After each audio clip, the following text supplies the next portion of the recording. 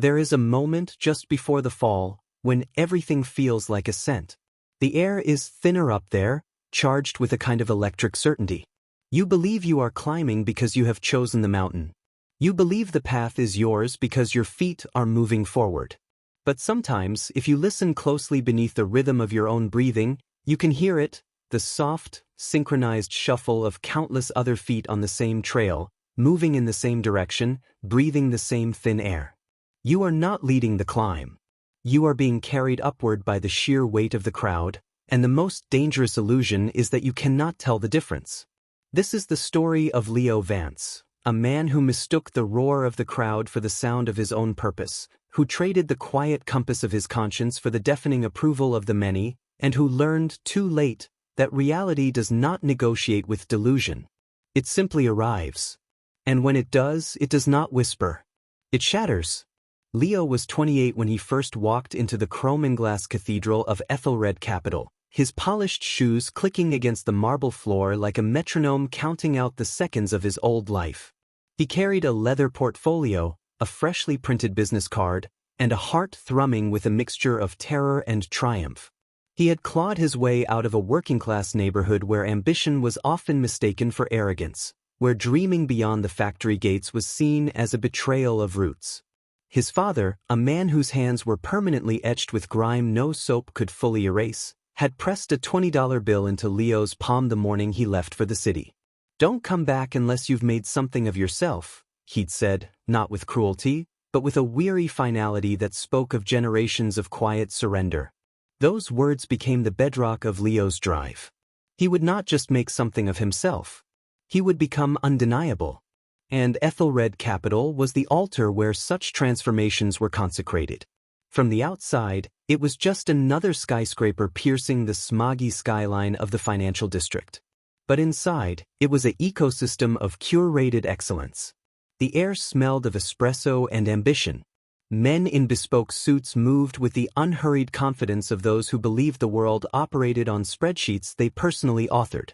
Women with sharp bobs and sharper intellects commanded rooms with a glance. This was not merely a workplace, it was a proving ground for a new aristocracy, one built not on bloodlines but on bonuses, on the ability to extract value from chaos and call it genius. Leo, with his hungry eyes and meticulously rehearsed handshakes, was determined to earn his coat of arms. His first mentor was Julian Croft, a man who seemed to have been carved from the same polished granite as the building's lobby. Julian was 42, with silver threading his temples in a way that suggested distinguished wisdom rather than age, and a smile that was less an expression of joy and more a calibrated tool of influence. He took Leo under his wing not out of kindness, but because he recognized a certain malleability in the young man, a hunger so acute it bordered on desperation. Desperate people, Julian knew, were loyal. They were pliable. They would bend before they would break. "The first rule, Leo," Julian said during their third week together, leaning back in his ergonomic chair as the city lights glittered behind him like scattered diamonds, "is that perception is the only reality that matters here. The numbers on the screen? They're just ink. The real currency is belief. Make people believe you are inevitable, and you become so." He paused, letting the axiom settle. And the fastest way to manufacture belief is to align yourself with what is already believed. Don't fight the current. Ride it. Better yet, position yourself at its head and pretend you created the river. Leo absorbed this not as cynical advice, but as revelation. It made sense. His entire life had been a series of alignments, aligning his speech to lose the neighborhood accent, aligning his wardrobe to mimic the catalogs he studied on the subway, aligning his aspirations to the narrow definition of success plastered across billboards and business magazines. Conformity had been his ladder. Why should the final rung be any different? He began to mirror Julian. He adopted his cadence in meetings, his preference for single malt scotch over beer, his dismissive chuckle at ideas deemed sentimental or unscalable. He learned the unspoken rules. Never be the first to leave the office, even if you're just staring at a blank screen. Always have an opinion on the latest market fluctuation, even if you had to frantically read 3 articles in the elevator to form it. And above all, never, ever question the prevailing mood of the room. If Julian called a risky derivative play bold, Leo called it visionary. If the senior partners expressed skepticism about a green energy startup, Leo was already drafting the memo on its structural inefficiencies. He wasn't lying. Not exactly. He was simply editing, trimming the rough edges of his own judgment to fit the smooth contours of the collective will. Each small surrender felt not like a loss, but like a promotion. With every nod of approval from Julian, every inclusion in an after-work drink where deals were whispered over ice cubes, Leo felt himself becoming more real, more substantial. The boy from the neighborhood was fading, replaced by this sharper, sleeker version who belonged. The turning point came 18 months in. Ethelred Capital was circling a mid-sized manufacturing firm called Viridian Dynamics, a company that had been family-owned for 3 generations and was now vulnerable after the patriarch's sudden death. On paper, Viridian was a solid, if unspectacular, acquisition. It had loyal employees, a respected brand, and modest but steady profits. But Julian and his inner circle saw something else: a bloated payroll, outdated facilities, and a culture they derisively termed nostalgic. Their plan was not to integrate Viridian, but to strip it, sell off the real estate, outsource the production to countries where labor was a fraction of the cost, and dissolve the pension obligations through a series of legally ambiguous maneuvers. The projected profit margin was staggering. It was, Julian declared in a strategy session Leo was privileged to attend, a masterclass in value extraction. Leo's initial reaction was a quiet, internal recoil. He thought of his father's hands. He thought of the town where he grew up, a place slowly hollowed out by similar corporate raids. He thought of the faces in the Viridian employee photos he'd seen in the due diligence packet, men and women with the same weary pride his father wore at the end of a shift. For a single, crystalline moment, a voice inside him, faint but unmistakable, whispered, "This is wrong." He opened his mouth to speak. He was going to suggest a more humane approach, perhaps a phased transition, a commitment to retraining. But before the words could form, Julian's gaze swept the room, landing on him with an expectant lift of the eyebrow. Around the table, heads were nodding. One vice president was already sketching a timeline for the asset liquidation on his tablet. Another was murmuring about the courage required to make such unpopular but necessary decisions. The air in the room had thickened with consensus, with the intoxicating certainty of the pack. To dissent would not be seen as principled, it would be seen as weak, naive, a failure to grasp the brutal arithmetic of progress.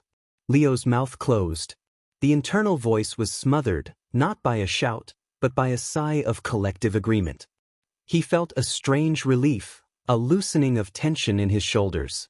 The difficult choice had been made for him. All he had to do was align. He cleared his throat. "The only risk I see," he said, his voice steady, betraying none of the tremor in his soul, "is moving too slowly. The market won't wait for sentimentality." Julian's smile was a sunburst of approval. "Precisely, Leo. Precisely." That night, Leo went home to his minimalist apartment, a space of clean lines and expensive silence, and poured himself a glass of the same single malt Julian favored. He should have felt triumphant. He had passed a test. He had proven his mettle. But as he stood by the floor-to-ceiling window, watching the city pulse below him, a coldness seeped into his bones. It was not guilt, not yet. Guilt requires a self to feel it, and Leo was beginning to sense that his self was becoming porous, permeable to the will of others. The coldness was something more primitive, the dawning awareness that he had just participated in the quiet murder of something, perhaps a company, perhaps a community, perhaps a piece of his own soul, and had done so not with malice, but with acquiescence. He had followed the crowd into a room where a light was being extinguished, and he had helped close the door. But the crowd was loud, and its approval was a warm bath. The next day, the deal moved forward with exhilarating speed. Leo was given a lead role in the integration team, a mark of immense trust. He worked 18-hour days, his exhaustion worn like a badge of honor. He drafted the cold, precise emails that initiated the first wave of layoffs. He sat in on video calls where plant managers in Ohio and Michigan were told their facilities were no longer aligned with strategic objectives. He watched their faces on the screen, confusion, then disbelief, then a dull, accepting grief, and he kept his own expression neutral, professional, empty. He told himself he was just a cog. He told himself the machine would turn with or without him. He told himself these things so often they began to sound like truth. The real seduction of the crowd is not its noise, but its silence.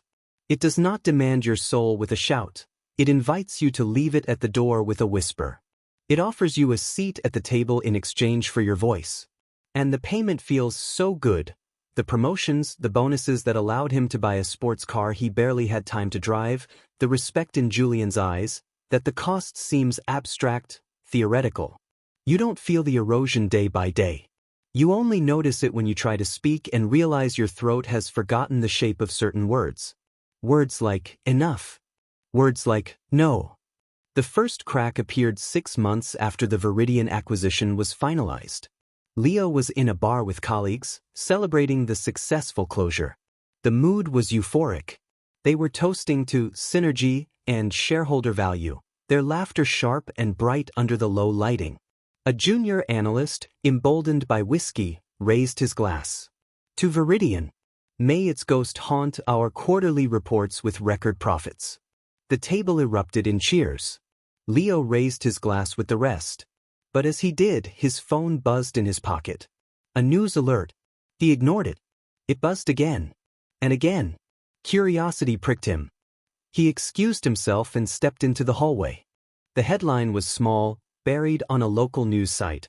Veridian plant closure leaves town of Milford reeling. Suicide reported. He tapped the link. The article was brief, clinical. A 52-year-old machinist named Frank Delaney, employed at Veridian for 29 years, had taken his own life 3 days after receiving his termination notice. He left behind a wife and 2 teenage children. The town's mayor was quoted calling the closure a death sentence for Milford, a place that had already lost its grocery store, its post office, its reason to be. There was a photo of Frank, not in his work uniform, but in a faded baseball cap, smiling beside a fishing boat on a lake that probably no longer existed on any map that mattered to men like Leo. Leo stood in the dim hallway, the muffled sounds of celebration leaking from the bar behind him. The phone felt heavy in his hand. He read the article 3 times. He looked at Frank's face. He tried to imagine the weight of that final decision, the silence of a house that would never again hear the sound of a father coming home from a job that had defined him. He tried to trace the line from Julian's strategy session to this man's despair. It was not a straight line. It was a web of memos and meetings and muted objections, 1,000 small surrenders that had woven a net strong enough to break a life. And he, Leo Vance, had been one of the weavers. He walked back into the bar.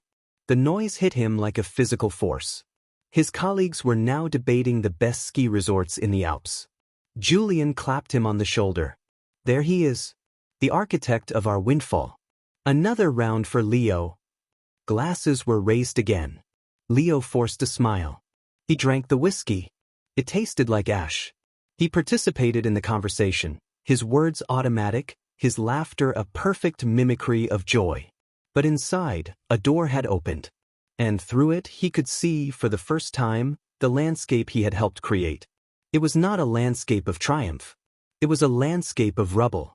And standing in the center of that rubble was a ghost, not Frank Delaney's ghost, but his own. The ghost of the man he might have been, had he ever once chosen to stand still while the crowd moved on.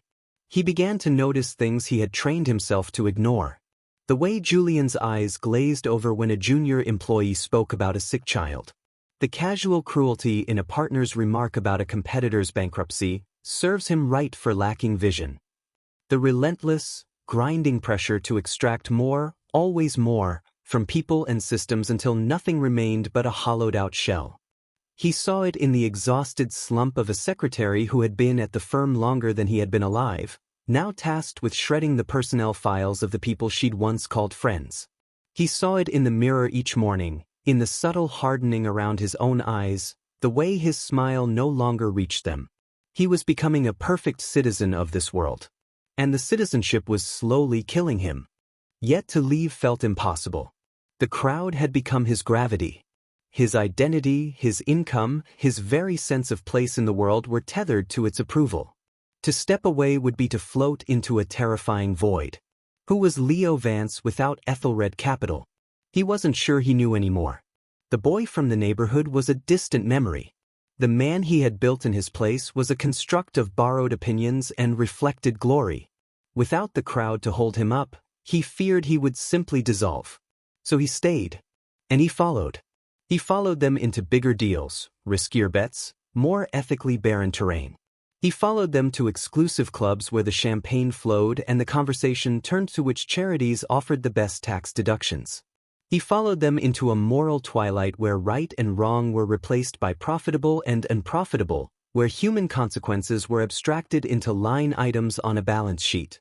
With each step, the voice inside him grew fainter, until it was little more than a whisper at the edge of hearing. He learned to sleep through the whisper. He learned to mistake the roar of the crowd for the sound of his own heartbeat. He did not know it then, standing in that bar with the taste of ash in his mouth, but Frank Delaney's death was not the beginning of his reckoning. It was merely the first warning shot. Reality was gathering its forces. It was patient. It had all the time in the world. And it was preparing to hit hard. The crowd, in its infinite arrogance, believed it could outrun consequences. It believed its wealth and influence were shields against the fundamental laws of cause and effect. Leo, in his desperate need to belong, had borrowed this arrogance as his own. He walked through his days encased in the illusion of invincibility that the crowd provides. The belief that if enough people are doing something, it cannot possibly end in ruin. But reality does not care about consensus. It does not negotiate with groupthink. It operates on a different set of principles, ancient and unforgiving. And it was about to remind Leo Vance, in the most brutal way imaginable, that every action sends a ripple across the water. And sometimes, the ripple travels in a circle and returns to the hand that cast the stone. The fall, when it came, would not be a stumble. It would be a collapse. And the ground he fell toward would not be soft. It would be the accumulated weight of every choice he had made to follow rather than to lead, to conform rather than to question, to silence his conscience rather than to listen to its quiet, persistent song. The crowd would not catch him. Crowds never do. When the ground gives way, they scatter. They always scatter. And you are left alone with the echo of your own footsteps and the devastating clarity of what you have become. But that moment was still ahead. For now, there was only the climb, the thinning air, and the deafening, seductive roar of the many, drowning out the solitary, terrified whisper of the one. The months that followed Frank Delaney's death became a study in practiced amnesia. Leo learned to build walls inside himself with the same precision he applied to financial models. Each morning, he would stand before the mirror in his apartment, adjusting the knot of his silk tie, and perform a small, silent ritual of erasure. He would look himself in the eye and whisper a single phrase, a mantra of survival, "It's business." He said it until the words lost their meaning and became pure sound, a shield against the image of a man in a baseball cap beside a lake that no longer mattered. He threw himself into work with a fervor that bordered on penance. He was the first to arrive, the last to leave, his desk a monument to diligence. He volunteered for the dirtiest assignments, the ones involving layoffs, contract terminations, hostile takeovers of companies with names that sounded like family legacies. He did this not because he enjoyed the work, but because the exhaustion it produced was a welcome anesthetic. A mind stretched to its limit by spreadsheets and conference calls had no energy left for ghosts. Julian noticed the shift. He mistook Leo's internal torment for ruthless ambition. "You've found your edge," he remarked one evening as they reviewed a particularly brutal restructuring plan for a regional hospital chain. Leo had proposed converting the non-profit institution into a for-profit entity by immediately eliminating its charity care programs and doubling prices for uninsured patients. The projected revenue spike was obscene. Julian's approval was a warm bath on Leo's frayed nerves. "This is what separates the players from the spectators, Leo. The ability to make the hard calls without flinching."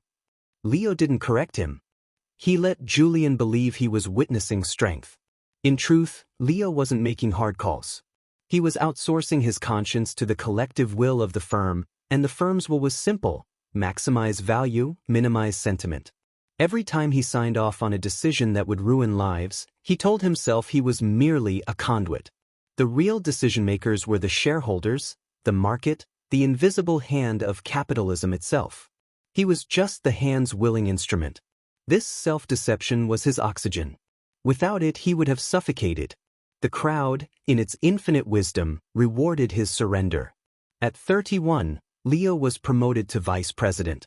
The title came with a corner office, a six-figure bonus that made his father's lifetime earnings seem like pocket change, and an invitation to the inner sanctum, the weekly strategy dinners at Julian's penthouse overlooking the river. These dinners were where the real architecture of their world was designed. The wine was older than Leo, the cigars hand-rolled in countries whose names he could barely pronounce, and the conversations were conducted in a language of euphemisms that made cruelty sound like calculus. They spoke of right-sizing when they meant firing single parents before Christmas. They discussed strategic divestment when they meant abandoning towns to economic blight. They celebrated creative destruction as if it were a divine principle rather than a convenient justification for greed. It was at one of these dinners, on a rain-slicked autumn evening, that Leo first heard the name Aurora Bay. Julian had just returned from a weekend retreat with several other titans of industry and a handful of influential politicians. He was buzzing with a new kind of energy, the kind that precedes a seismic shift. He uncorked a bottle of Bordeaux without ceremony and poured generous glasses for the 5 men gathered around his dining table, partners, all of them, men whose names appeared on charity galas and university buildings. "Gentlemen," Julian began, leaning forward, his elbows on the polished mahogany, "we have an opportunity. Not just a deal. An opportunity to redefine an entire sector." He let the words hang in the air, thick with promise. Aurora Bay is a coastal community 3 hours north of here. Population, 8,000. Primary industries, fishing, tourism, a small but stubbornly persistent arts scene. Quaint, picturesque, and utterly unsustainable. He smiled, a thin, bloodless expression. The state legislature is preparing to vote on a bill that would rezone the entire northern coastline for mixed-use development. High-density residential, luxury resorts, commercial marinas. The kind of project that turns sleepy villages into billion-dollar assets. One of the partners, a man named Reynolds with a face like a clenched fist, grunted. "Sounds like a political nightmare. Those coastal towns are full of activists and retirees with too much time on their hands. They'll fight rezoning tooth and nail." "Which is why we're not waiting for the vote," Julian said, his voice dropping to a conspiratorial murmur. He reached into a leather folio beside his chair and slid a single sheet of paper down the table. It was a preliminary environmental assessment report. Leo picked it up. The language was technical, dense with scientific jargon, but the conclusion was stark and unambiguous. Recent water samples from Aurora Bay showed dangerously elevated levels of a carcinogenic industrial solvent. The source was unidentified, but the report suggested a decades-old leak from a decommissioned naval facility on the bay's eastern shore. The contamination, it warned, posed a severe long-term health risk to residents, particularly children.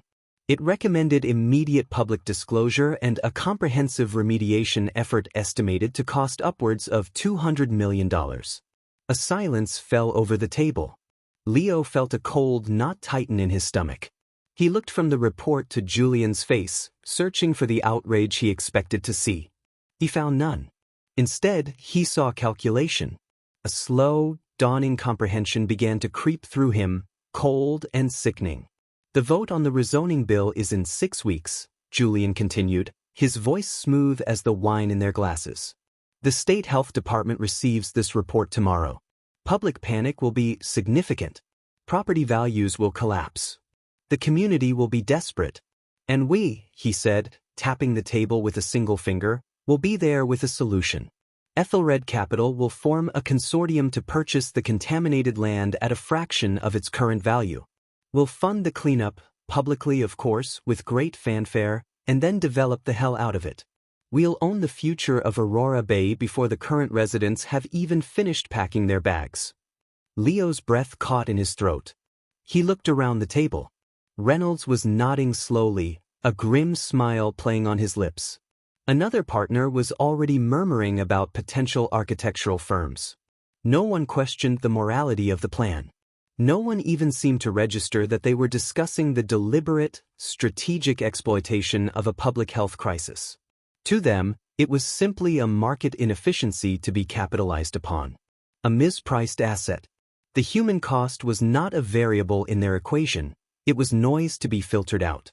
This report, Leo managed to say, his voice barely above a whisper. Is it verified?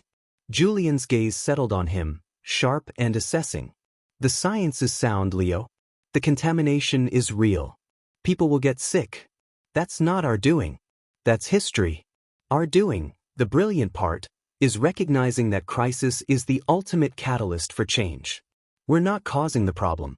We're providing the solution. A profitable solution. There's no sin in that. But there was. Leo felt it in his bones, a deep, resonant truth that cut through the wine fog and the seductive logic of the room. This was different from Viridian. Viridian had been a cold business decision wrapped in the language of efficiency. This was something else entirely. This was predation. This was seeing a wound and not just refusing to help it heal, but pouring salt into it to make the victim more pliable, more desperate, more willing to sell their home, their history, their very sense of place for a pittance. This was not business. This was cruelty wearing a suit. The voice inside him, the one he had worked so hard to silence, roared back to life. It was no longer a whisper. It was a scream. Walk away. Stand up. Say no. This is where you draw the line. This is the moment you become a man or a monster. He opened his mouth. The words were there, forming on his tongue. This is wrong. We can't do this. He saw the path ahead if he spoke them: ostracism, professional suicide, the terrifying void of life outside the crowd. He also saw another path: the slow, certain death of his soul if he stayed silent. Julian was watching him, his head tilted slightly, like a scientist observing a specimen under glass. The other men had fallen quiet too, sensing the tension. The moment stretched, thin and taut as a wire. And then Leo did what he had always done. He followed the crowd. He closed his mouth. He took a slow sip of wine, letting the rich liquid coat his tongue, buying seconds. He forced his shoulders to relax. He looked down at the report again, this time not as a moral indictment, but as a set of data points. He began to speak, and his voice, when it came, was calm, analytical, utterly divorced from the storm inside him. The timeline is aggressive, he said, his eyes scanning the document. 6 weeks to orchestrate the purchase before competitors catch wind. We'd need to move with absolute discretion. And the PR, the cleanup narrative would have to be flawless. We position ourselves not as opportunists, but as saviors. The Ethelred Renewal Project. We get the governor on board, maybe a celebrity environmentalist. He was talking strategy. He was solving the problem. He was aligning. Julian's smile returned, wider this time, genuine with approval. Exactly, Leo. You see the chessboard. The others see only the pieces. He raised his glass. To Aurora Bay. And to the men who will build its future. Glasses clinked around the table. Leo raised his own. The wine tasted like poison. But he drank it anyway. He drank deeply. And in that moment, he didn't just silence his conscience. He executed it. He looked it in the eye and pulled the trigger. The man who had once hesitated over Viridian was gone. In his place sat a perfect instrument of the crowd's will, efficient, ruthless, and utterly hollow. The Aurora Bay operation unfolded with chilling efficiency. The environmental report was leaked to a compliant journalist 2 days later. The headline, Cancer Cluster Feared in Coastal Town, Toxic Time Bomb in Aurora Bay, splashed across the front page of the state's largest newspaper. Panic erupted. Real estate listings were pulled. Families with young children began fleeing. The town council held emergency meetings broadcast on shaky smartphone videos, their faces etched with fear and confusion. Leo watched it all from his office. The news feeds open on a secondary monitor while he finalized acquisition documents on his primary screen. He had become adept at compartmentalization. He could watch a mother weep on camera about her daughter's leukemia diagnosis while simultaneously calculating the net present value of her soon-to-be foreclosed home. The two realities existed in separate chambers of his mind, and he had welded the door between them shut. Ethelred Capital's consortium moved in like vultures descending on wounded prey. They set up a temporary office in a rented storefront on the edge of town, staffed by smooth-talking negotiators armed with clipboards and sympathetic smiles. They offered cash, fast, no contingency cash, to terrified homeowners desperate to escape the invisible poison in their water. The offers were a fraction of pre-crisis values, but to people drowning in fear, they looked like life rafts. Leo oversaw the operation remotely, his directives crisp and emotionless. Prioritize the waterfront properties. The elderly on fixed incomes are most vulnerable. Target them first. If they resist, remind them gently of the health risks to their grandchildren. He signed the checks. He approved the legal waivers that absolved the consortium of any future liability related to the contamination. He became the architect of a quiet, systematic dispossession, all while the town's residents believed they were being rescued. He told himself the same lies he'd told himself about Viridian. The contamination was real. We're cleaning it up. We're bringing economic renewal. Someone would have done this anyway, we're just doing it efficiently. The lies were tissue-thin and he knew it.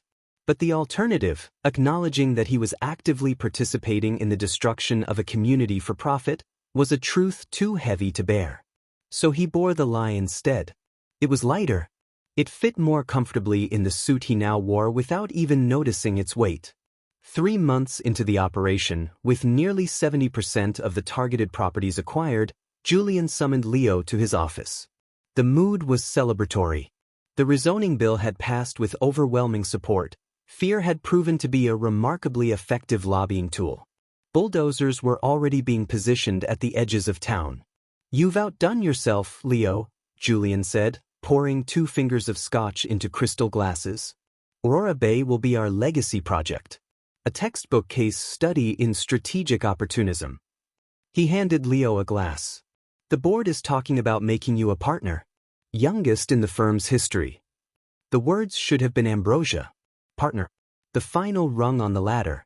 The ultimate validation. But as Leo took the glass, his hand trembled slightly. The ice cubes chimed against the crystal like a funeral bell. "Thank you, Julian," he said, the words automatic. Julian studied him, his head cocked. "You've been quiet lately. The weight of command." "Something like that," Leo murmured.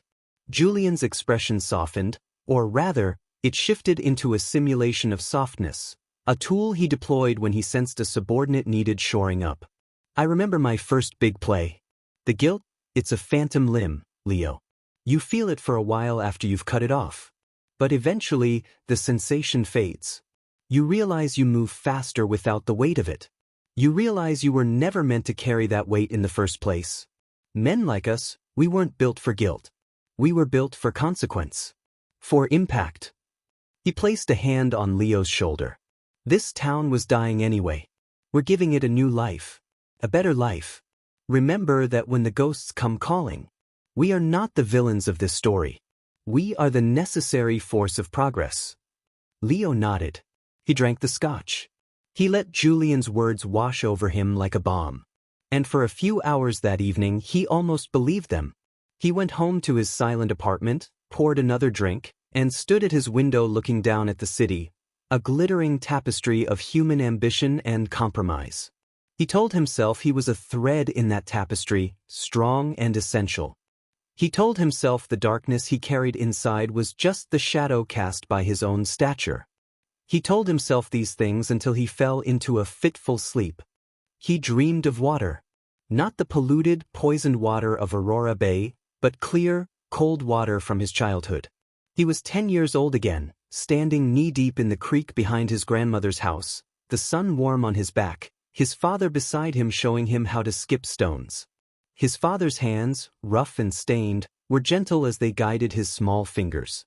You have to feel the weight of it, Leo, his father said in the dream, his voice thick with an accent Leo had spent years sanding away. Every stone has its own truth. You can't force it. You have to listen. In the dream, Leo picked up a smooth, flat stone. But when he looked at it, it wasn't a stone at all. It was a human heart, still beating, warm and heavy in his palm. He tried to skip it across the water, but it sank immediately, pulling him down with it into the cold, dark depths. He woke gasping, his sheets soaked with sweat, the image of the sinking heart burned behind his eyelids. The next morning, a package arrived at his office. No return address. Just his name typed neatly on a plain brown wrapper. Curious, he slid it open with a letter opener. Inside was a single photograph, slightly faded, and a small, smooth stone wrapped in a piece of coarse twine. He unfolded the photograph. It was a family portrait, taken on a porch overlooking the sea. A man with a weathered face and kind eyes stood with his arm around a woman whose smile reached her eyes. Between them stood two children, a boy and a girl, squinting in the sun, grinning with the unself-conscious joy of youth. On the back of the photo, in neat cursive handwriting, were 3 words, "Our home." 2014. Leo's blood ran cold. He recognized the porch. He had seen its blue paint peeling in satellite images while drafting the acquisition proposal for that specific property. He had noted its high sentimental value as a factor that might make the owners resistant to early offers. He had recommended a strategy of prolonged pressure, delaying their offer until after the first wave of panic sales, when isolation would make them more desperate. He picked up the stone.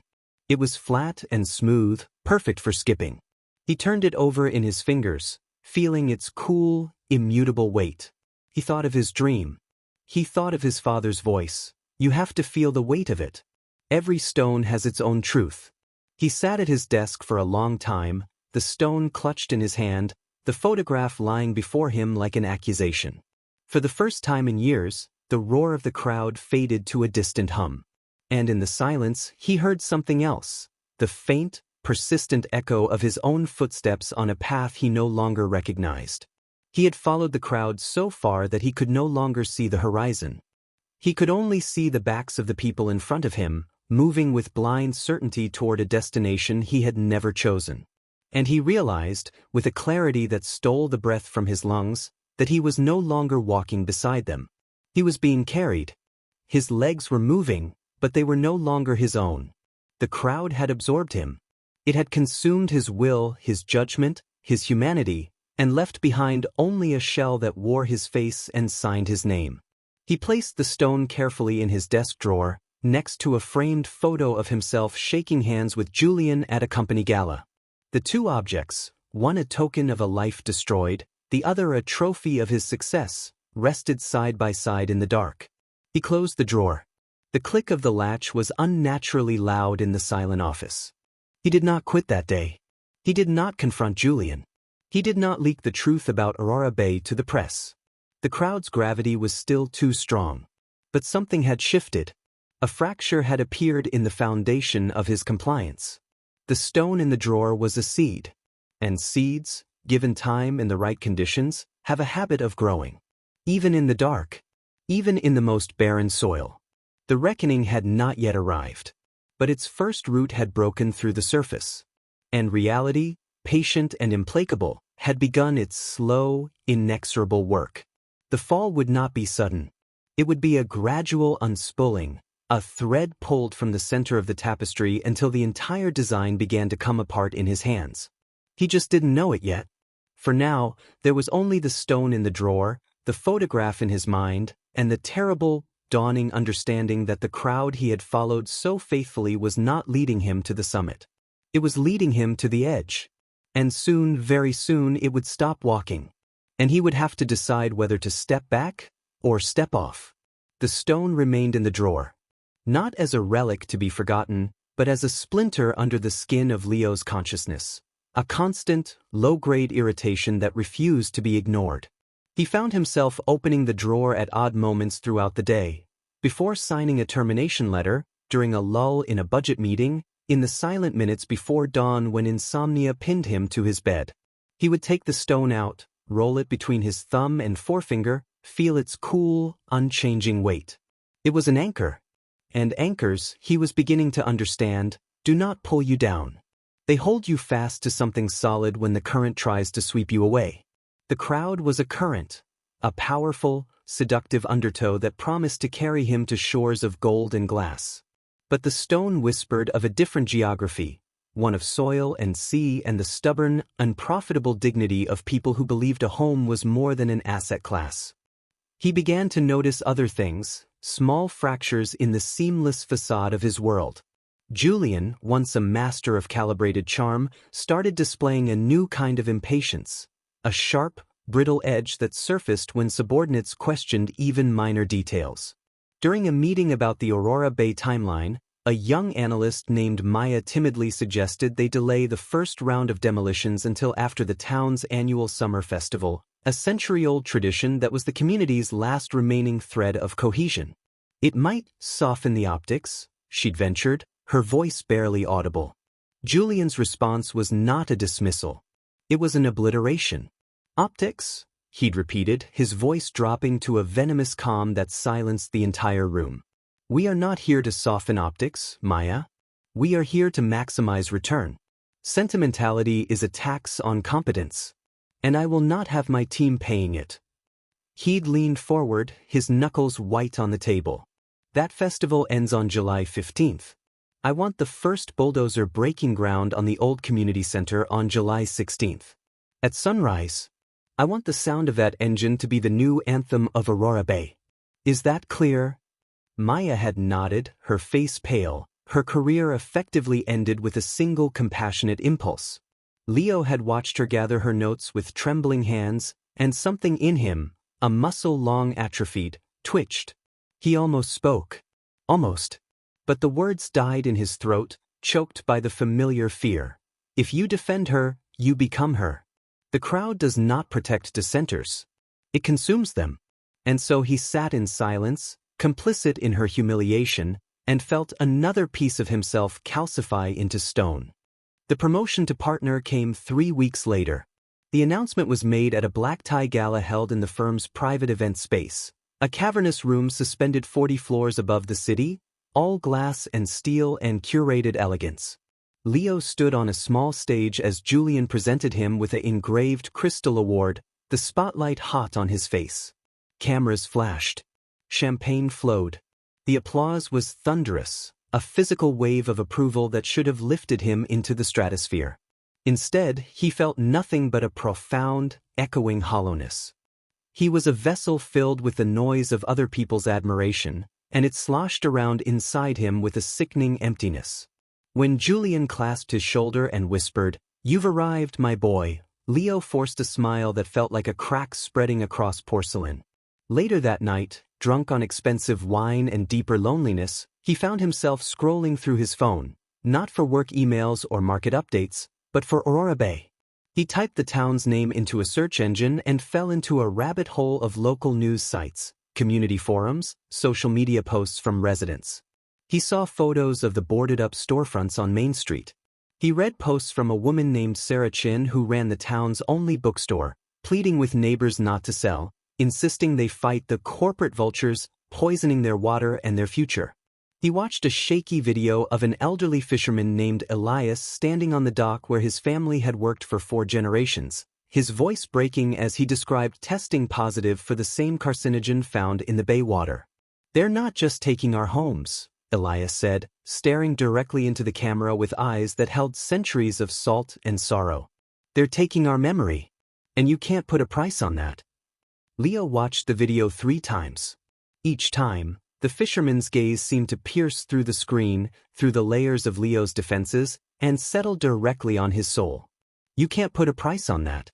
The words echoed in the silent luxury of his apartment. He thought of the stone in his drawer. He thought of the photograph of the family on the porch. He thought of his father's hands. And for the first time, he allowed himself to truly see the arithmetic of his success. His promotion was built on Elias's despair. His corner office was furnished with the proceeds of Sarah Chen's shuttered bookstore. His crystal award was etched with the names of the displaced, the sick, the broken. He had not merely participated in their ruin. He had profited from it. He had been enriched by it. The realization did not arrive as a shout. It seeped into him like groundwater, cold and inexorable, saturating the foundations of the man he had become until the entire structure began to soften, to sag under its own moral weight. He started having trouble sleeping. Not the restless insomnia of stress, but a deeper, more terrifying phenomenon. He would lie in bed and feel his sense of self dissolving.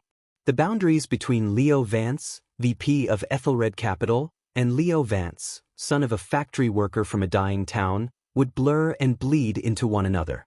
He would wake in a cold sweat, convinced he was back in his childhood bedroom, the smell of his father's work clothes, oil and sweat and metal, filling the air. Then he would remember where he was, and the dissonance would be so violent it felt like vertigo. Who was he? The boy who promised his father he'd make something of himself? Or the man who had made himself by unmaking others? The crowd had given him an answer: you are what we say you are. But the stone in the drawer offered a different question: what do you say you are?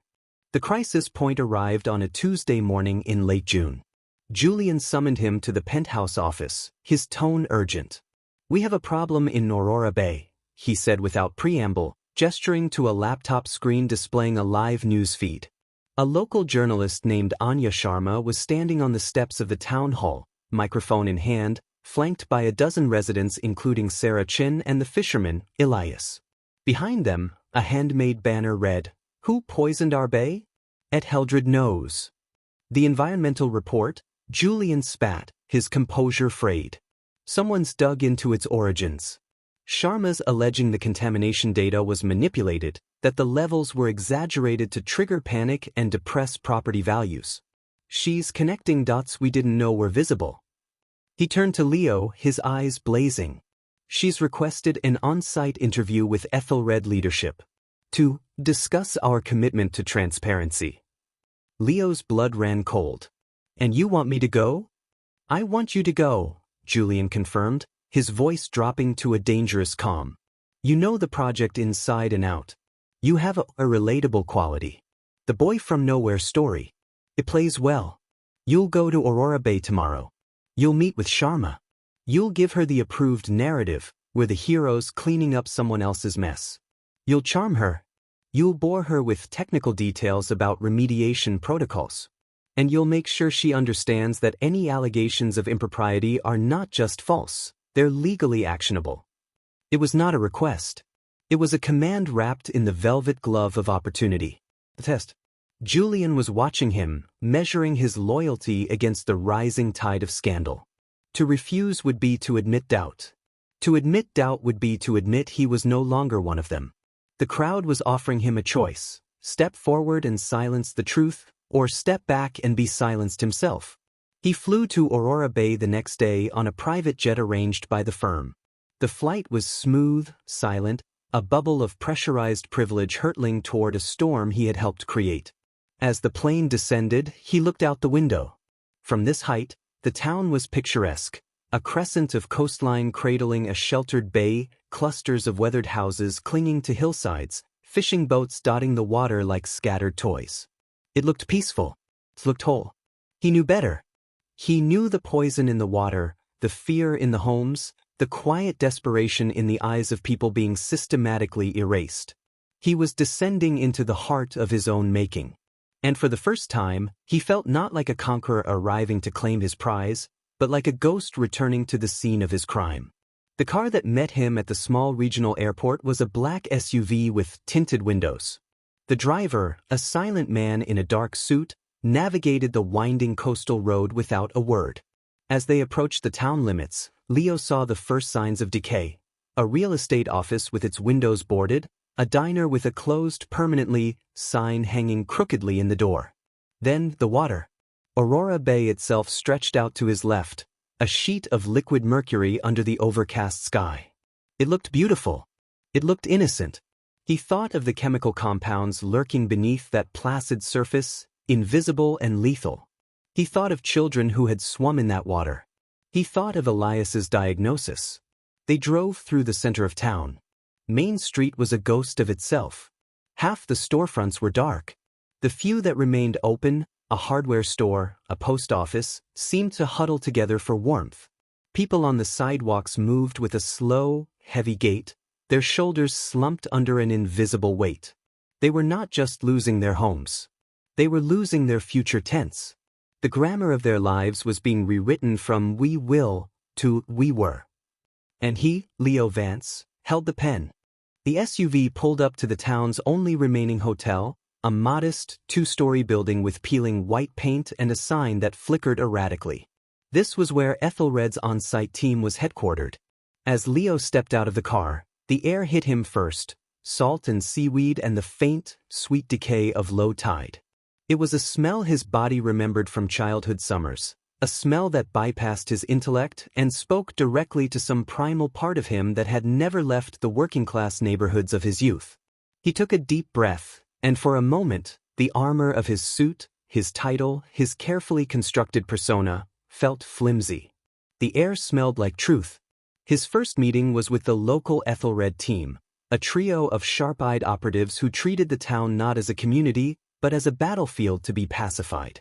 They briefed him in a conference room that smelled of stale coffee and desperation. Maps of property acquisitions were spread across the table, marked with color-coded pins. Green for secured, yellow for pending, red for holdouts. Chen and the fishermen are the nucleus of the resistance, the team lead, a woman named Diane, explained, tapping a red pin on the map. They've managed to convince about 24 families to hold out. Mostly elderly, or families with deep generational ties. They're not being reasonable. What are their demands? Leo asked, his voice neutral. They want the truth about the contamination report, Diane said with a dismissive wave. They want independent verification. They want us to halt all acquisitions until a full investigation is completed. Basically, they want us to admit we're villains and hand them the keys to the kingdom. Leo studied the map. The red pins were clustered together on the western shore, the oldest part of town, where the fishing families lived. He recognized one address immediately, 47 Seabreeze Lane. The blue porch from the photograph. The family with the smiling children. They were holdouts. That afternoon, he walked to the location of his interview with Anya Sharma, a small park overlooking the bay. He needed air. He needed to move his own body through this place he had helped wound. He walked slowly, his expensive shoes scuffing against cracked pavement. He passed a playground where the swings hung motionless, the chains rusted. He saw a woman hanging laundry on a line behind a small house, her movements slow and deliberate, as if conserving energy for a long winter. He saw a teenage boy sitting on the steps of a shuttered video store, staring at his phone with a blank expression that spoke of futures foreclosed. And then he saw her. Sarah Chin. She was standing outside her bookstore, a small brick building with a faded awning that read, "The Salty Page." She was taping a news sign to the window. Leo slowed his pace, watching from across the street. The sign read, "Story Hour Cancelled. No children left to read to." He felt the words like a physical blow to the chest. He thought of the children in the photograph. Where were they now? In a cramped apartment miles from the sea they loved? In a school where they were the new kids, the poor kids, the kids from the poison town? He crossed the street before he could stop himself. His feet moved with a will of their own. He stood before the bookstore, the bell above the door jingling softly as he entered. The interior was exactly as he'd imagined from her online posts, shelves crammed with books, the smell of old paper and lemon polish, a worn armchair in the corner beside a reading lamp. But it was empty. No customers. No children. Just Sarah Chin behind the counter, her back to him as she sorted a box of paperbacks. She turned. Her eyes, dark and intelligent, widened slightly in recognition. She knew who he was. Of course she did. His face had been in the local paper alongside Julian's when the acquisition was first announced. "Can I help you?" she asked. Her voice was polite, but it carried an undercurrent of steel. Leo opened his mouth. He had rehearsed a dozen corporate platitudes on the flight over. "We're committed to transparency. We're here to help. Progress requires difficult transitions." The words were ash on his tongue. He looked at her face, the fine lines around her eyes that spoke of worry, not age, the set of her jaw that spoke of resilience, not rigidity, and he could not lie to her. Not here. Not now. I saw your sign, he said finally, his voice barely above a whisper. About story hour. Sarah's expression softened almost imperceptibly. She gestured to the empty chairs arranged in a semicircle near the children's section. Used to be standing room only on Tuesday afternoons. Mrs. Gable from next door would bring cookies. The kids would fight over who got to sit in the big chair. She sighed, a sound of profound weariness. Now the Gables are moving to a trailer park in the next county. Their grandson's been coughing for 3 months. The doctor says it's probably nothing. But we all know. Leo felt the ground tilt beneath him. He gripped the back of a small chair for support. I'm with Ethelred Capital, he said, the admission feeling like a confession. I know, Sarah said simply. She didn't look angry. She looked sad. Are you here to offer me more money? Because my price isn't for sale. My price is truth. I'm here to meet with a journalist, Leo said. To manage the narrative. Sarah studied him then, really studied him. Not as a corporate representative, but as a human being. She saw the tension in his shoulders, the shadow in his eyes, the way his expensive suit seemed to hang on him like a costume he was no longer sure how to wear. You don't look like you believe the narrative you're supposed to be managing, she observed quietly. The dam broke. Not in a flood, but in a single, quiet crack. Leo looked around the empty bookstore, at the shelves of stories about courage and redemption and people finding their way home, and he felt the weight of his own story pressing down on him. He thought of the stone in his pocket. He had taken it from his drawer that morning, an unconscious talisman. He closed his fingers around it now, feeling its solid truth. I don't, he admitted, the words escaping before he could cage them. I don't believe any of it. Sarah didn't smile. She didn't offer comfort. She simply nodded, as if she had been waiting for this moment. Then why are you still telling it? The question hung in the air between them, simple and devastating. It was the question he had been running from for years.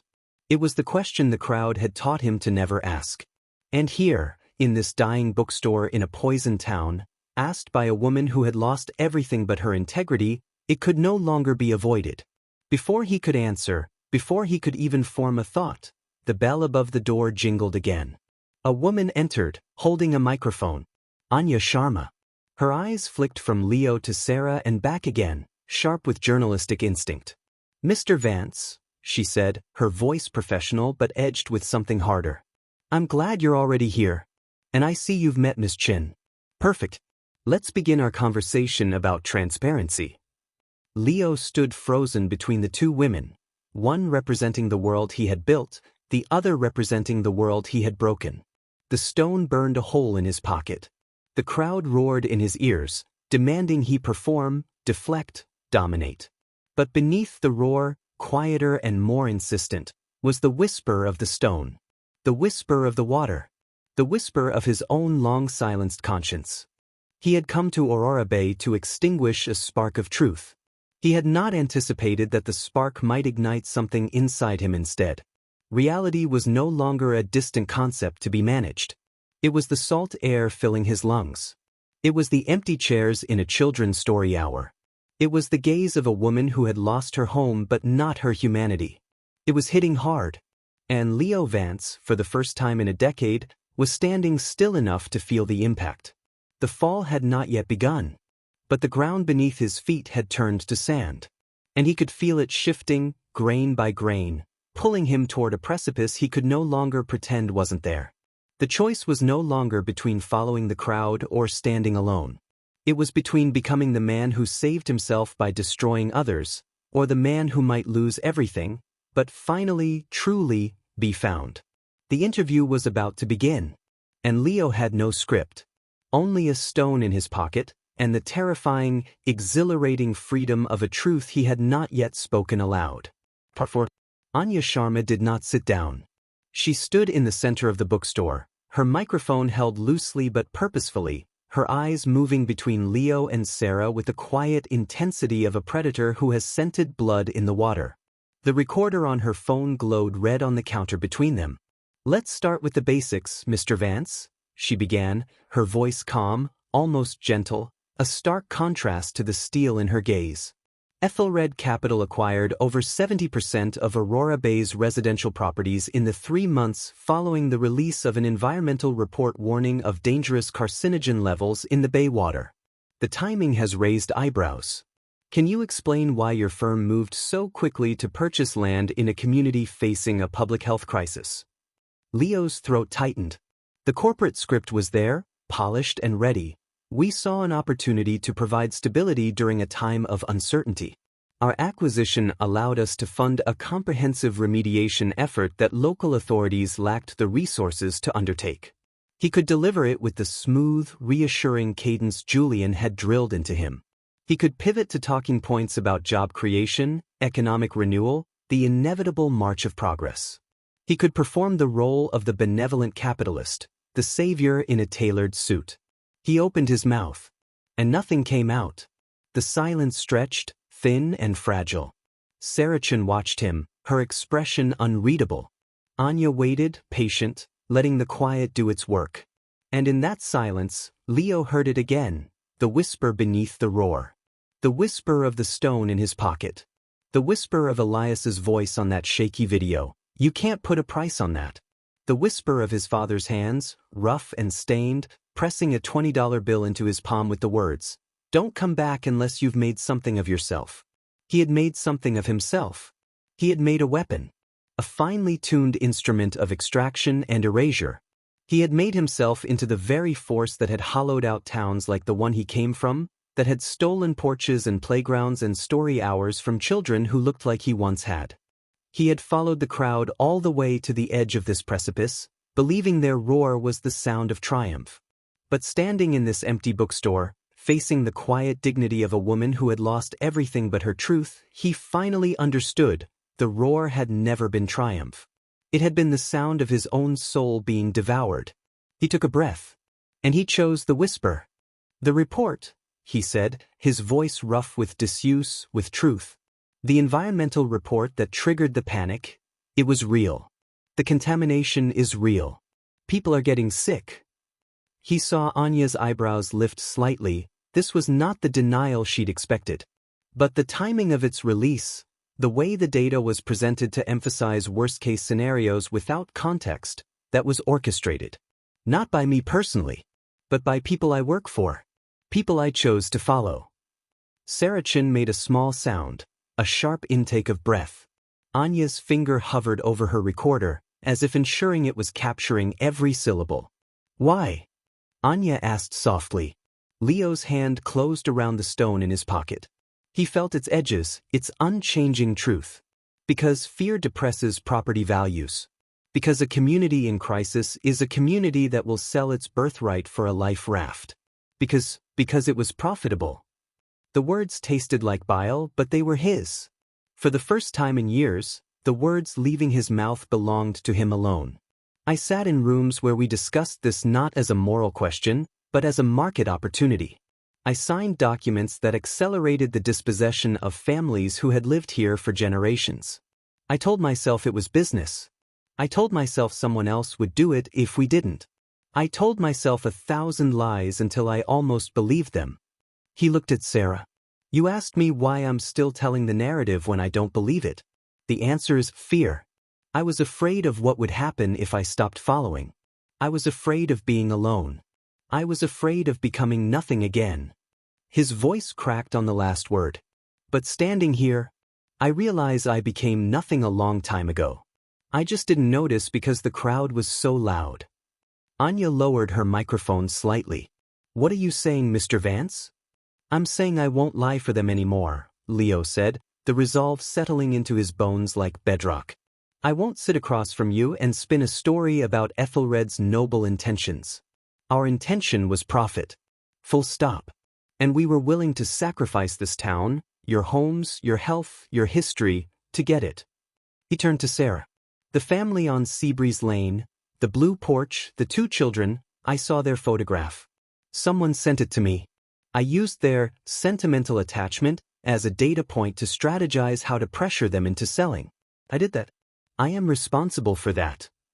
Tears welled in Sarah's eyes, but she did not look away. Why tell us this now? What do you want? I don't want anything, Leo said, and it was the truest thing he had spoken in a decade. I'm not here to be your hero. I'm one of the architects of your ruin. I can't undo what's been done, but I can stop helping to do more damage. And I can tell the truth, however small that seems. The interview that followed was not a performance. It was an autopsy. Leo answered every question with a raw, unflinching honesty that surprised even himself. He described the inner workings of Ethelred's strategy sessions, the language of euphemism that sanitized cruelty, the deliberate targeting of the most vulnerable residents. He named names: Julian, Diane, the board members who had signed off on the Aurora Bay play.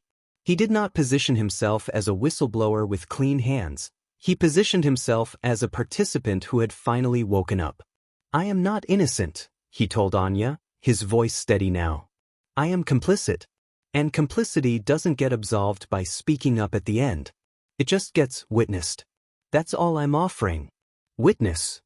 When the recorder was finally turned off, the three of them stood in the quiet bookstore as afternoon light slanted through the dusty windows. No one spoke. The weight of what had transpired settled over them like dust after an explosion. Anya was the first to break the silence. This will destroy you, you know. Ethelred will bury you. They'll sue you for breach of confidentiality, slander, whatever they can throw at you. They'll make sure no firm in this industry ever hires you again. Leo nodded. He had known this the moment he chose the whisper over the roar. I know. Sarah stepped forward then. She didn't offer a handshake or a hug. She simply looked at him, really looked at him, and said, "Thank you for seeing us."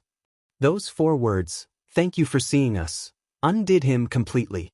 He had spent years not seeing people, reducing them to data points, liabilities, obstacles to be managed. He had followed the crowd precisely because it allowed him to avoid the terrifying responsibility of truly seeing another human being's pain. And now, this woman, whose life he had helped unravel, was thanking him for the simplest, most fundamental act of humanity: recognition. He left the bookstore as the sun began to dip toward the horizon, casting long shadows across the deserted main street. He did not return to the hotel. Instead, he walked, past the boarded storefronts, past the silent playground, down to the edge of the bay itself. He stood on the weathered dock where Elias the fisherman had once stood, and he looked out at the water. It was no longer a sheet of mercury. In the dying light, it was a deep, bruised purple, beautiful and poisoned, holding its secrets close to its chest. He took the stone from his pocket and held it in his palm, feeling its weight one last time.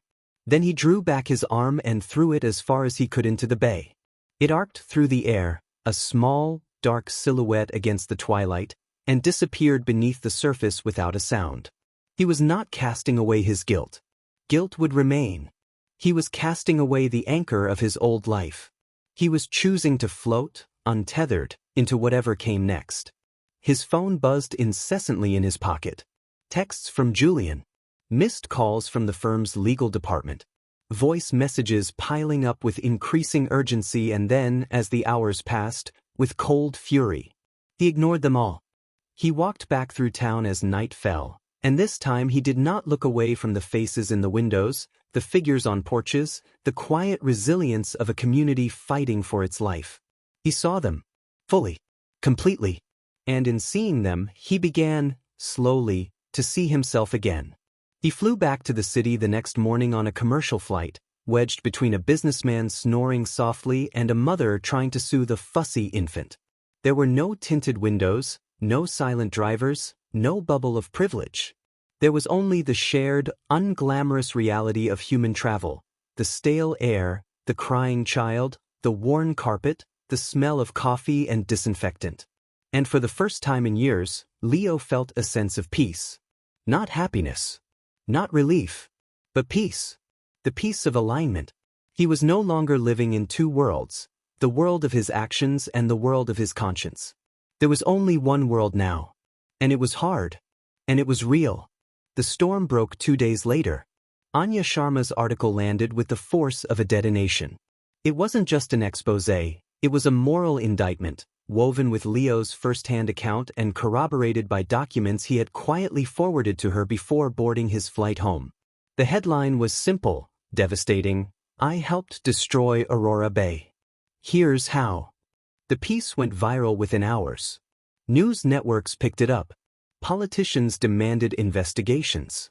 Protesters gathered outside Ethelred Capital's gleaming headquarters, their signs reading, "Profit over people," and "Who poisoned Aurora Bay?" Julian's response was swift and brutal. A press release denounced Leo as a disgruntled former employee spreading malicious falsehoods. A lawsuit was filed alleging breach of contract and defamation. Leo's access to company systems was revoked. His keycard deactivated. His name scrubbed from the firm's website as if he had never existed. The crowd, which had carried him so high for so long, did not hesitate to discard him the moment he ceased to be useful. There was no loyalty. There was only utility. And Leo had outlived his. He was served with legal papers at his apartment. He read them with a strange detachment. The threats of financial ruin, professional blacklisting, personal destruction, they held no power over him anymore. How do you threaten a man who has already lost everything that mattered? The corner office, the title, the bonus checks, they had been gilded cages all along. He was free now, stripped bare, penniless in spirit long before he would be penniless in fact. And in that nakedness, he found something he hadn't felt since childhood: clarity. He did not fight the lawsuit. He did not hire an expensive lawyer to craft a defense. He responded with a single, public statement: "Every word I spoke to Anya Sharma was true. I will not litigate the truth. I will accept the consequences of my actions, both past and present." He emptied his savings to hire a single public interest attorney to help the Aurora Bay residents navigate the legal morass Ethelred would inevitably unleash upon them. It was a fraction of what he'd earned, but it was all he had left that held any meaning. The weeks that followed were a special kind of purgatory. He was a ghost in his own life. Former colleagues crossed the street to avoid him. His phone, once a conduit to power and influence, fell silent except for the occasional call from a journalist seeking comment. He wandered the city like a man who had forgotten his own address, the skyscrapers that had once symbolized his ascent now looming over him like tombstones. He thought often of his father. He wondered if the old man had seen the news. He wondered if he would finally understand why his son had not come home, not out of shame, but out of a desperate, misguided belief that home was something to escape rather than honor. One rainy afternoon, 3 months after the article was published, a letter arrived in his mailbox. No return address. Just his name, handwritten in a script he hadn't seen in 15 years. His father's script. His hands trembled as he tore it open. The letter was short. Just 3 paragraphs. His father wrote that he'd seen the story on the local news. The old television in the break room at the plant had been tuned to a national channel. He wrote that he'd watched his son on screen, pale and unshaven but speaking with a conviction he hadn't heard since Leo was a boy defending a friend on the playground. He wrote that he'd spent his whole life believing success meant never looking back, never showing weakness, never admitting fault. He wrote that he was proud, not of the man Leo had become at the top, but of the man he had become in the falling. "You climbed a mountain built on sand," his father wrote. "And when it collapsed, you didn't blame the sand. You stood up. That takes a courage I never had. Come home when you're ready. Your room is still here. The creek still has stones worth skipping." Leo read the letter 3 times. Then he folded it carefully and placed it in his wallet, next to his driver's license. He walked to the window of his apartment and looked out at the city one last time. The rain had stopped. A weak sun broke through the clouds, glinting off the wet streets. He packed a single suitcase that evening. He didn't take much, just clothes, the letter, a photograph of his mother he kept in a drawer. He left the expensive suits hanging in the closet. He left the crystal award from the promotion ceremony on the mantelpiece. He left the keys on the kitchen counter with a note for the landlord. The train ride home took 6 hours. He watched the city recede, then the suburbs, then the open countryside unfolding like a promise. He did not sleep. He simply watched the world pass by, the farms, the small towns, the rivers swollen with recent rain, and felt something inside him slowly, quietly begin to mend. Not heal. Mending is different. Mending acknowledges the break. It weaves new thread through the rupture, creating a seam that will always be visible, always be weaker than the original fabric. But it holds. It bears weight again. And sometimes, the mended place becomes the strongest part of the whole, precisely because it remembers what it is to break. He stepped off the train in his hometown as dusk settled over the familiar streets. The air smelled of wet asphalt and distant wood smoke.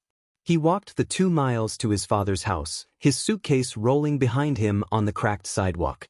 He didn't call ahead. He just came. And when he turned the corner onto his childhood street, he saw his father standing on the porch, silhouetted against the warm light from the kitchen window. He wasn't waving. He wasn't smiling. He was just standing there, waiting. As Leo approached, he saw the years etched into his father's face, the deep lines around his eyes, the silver in his hair, the slight stoop in his shoulders from decades of labor. But his eyes were the same. Steady. Present. Leo stopped at the bottom of the porch steps. He looked up at the man who had taught him how to skip stones, who had pressed a $20 bill into his hand with a command that had shaped a decade of his life. He opened his mouth to speak, to apologize, to explain, to ask for forgiveness. His father held up a hand. Just a slight gesture. Enough. I know, he said softly. And he did. He knew everything. He stepped down from the porch and took the suitcase from Leo's hand. Then he turned and walked back inside, holding the door open. An invitation. Not a demand. Not a judgment. Just an open door. Leo crossed the threshold. The house smelled exactly as he remembered: coffee, laundry detergent, the faint scent of his father's pipe tobacco lingering in the curtains. It was not the sterile, curated silence of his city apartment. It was a living silence. A silence filled with memory and continuity and the simple, unadorned truth of a life lived in one place, with one purpose: to endure with dignity. He did not become a hero after that. There were no redemption arcs in glossy magazines, no speaking tours on ethical capitalism. The lawsuit from Ethelred dragged on for 2 years before being quietly settled out of court, a Pyrrhic victory that left him financially depleted but spiritually intact. Aurora Bay never fully recovered.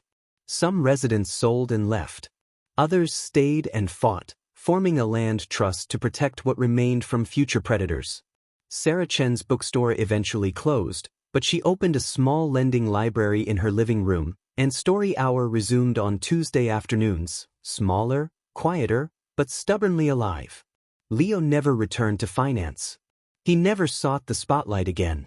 He found work as a night janitor at the local community college, a humble, invisible job that left his days free. He spent those days at the creek behind his father's house, skipping stones with a precision that came from years of practice and a newfound patience. Sometimes children from the neighborhood would wander down and watch him. He'd show them how to choose the right stone, how to feel its weight, how to flick the wrist just so. He never spoke about his past.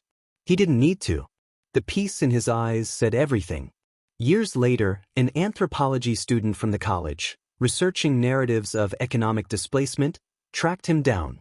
She found him not through corporate records or news archives, but through a footnote in Anya Sharma's book about Aurora Bay. Leo Vance, once a rising star at Ethelred Capital, disappeared from public view after his testimony. Sources suggest he returned to his hometown, seeking anonymity. She approached him cautiously one afternoon by the creek. She introduced herself, explained her research.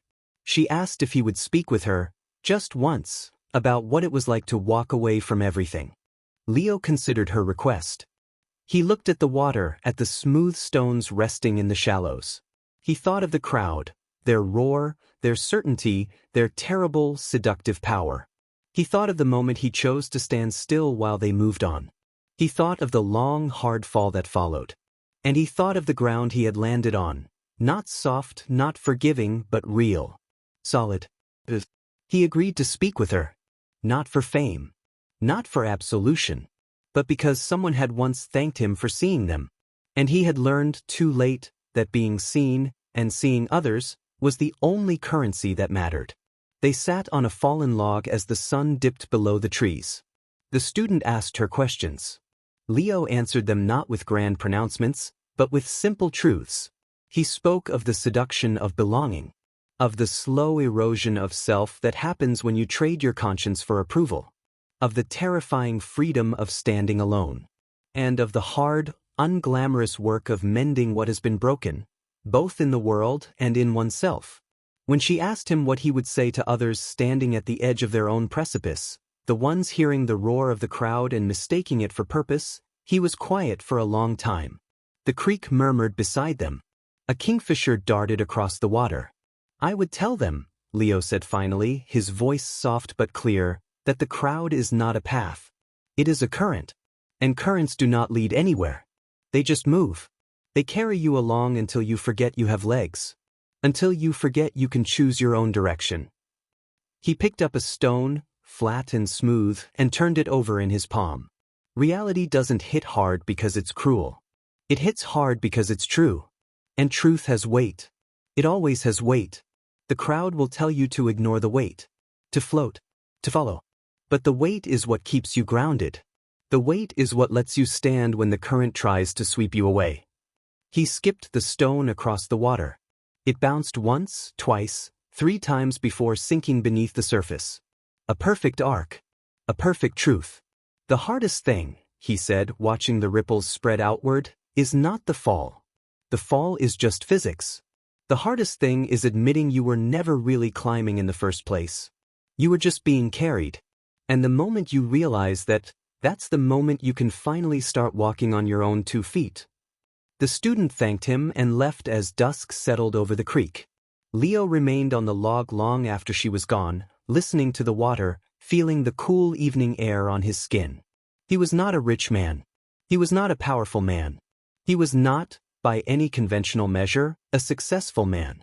But as he sat there in the gathering dark, surrounded by the simple, unadorned truth of the world, the water, the stones, the trees, the sky, he felt something he had not felt since he was a boy skipping stones with his father, whole. He had followed the crowd. Reality had hit hard. And in the breaking he had found not ruin, but roots. Not an end, but a beginning. The roar had faded. The whisper remained. And in that whisper, quiet and persistent as a heartbeat, he had finally, after all these years, found his way home.